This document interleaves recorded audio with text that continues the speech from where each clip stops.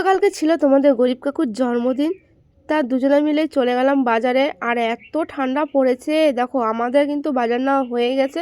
এদিকে আবার শ্বশুরমশাইয়ের কাছেও গেছিলাম বাজার নিতে, তারপরে আবার বললো যে দাঁড়া আরও আছে, তা আবার দিয়ে দিল।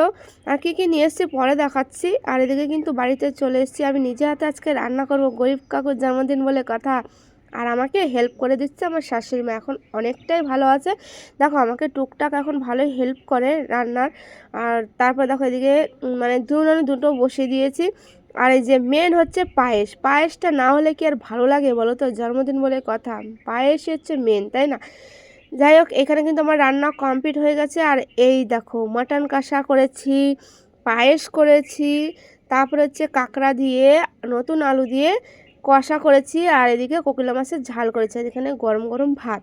আর সবার খিদে পেয়ে গেছে, শাশুড়িমা বসে আছে ওদিকে, কেন অনেকটা বেলা হয়ে গেল।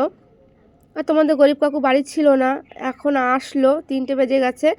তাই দেখো সব কিছু রেডি করে আমি কিন্তু তোমাদের কাকুকে বললাম, কী গো তাড়াতাড়ি বসে পড়ো, কতটা বেলা হয়ে গেছে বলো তো, ভালো লাগে।